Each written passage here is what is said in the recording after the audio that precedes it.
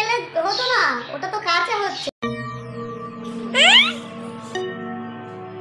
মা এবি এই যে একটা কোম্পানি সেখানে সেল দিচ্ছে, অক্ষরের প্রথমে আমি জানি এবি আর ভগবান, এত বড় একটা কোম্পানিকে তুমি অক্ষরের সঙ্গে তুলনা করলে? আমি যাব, চলো।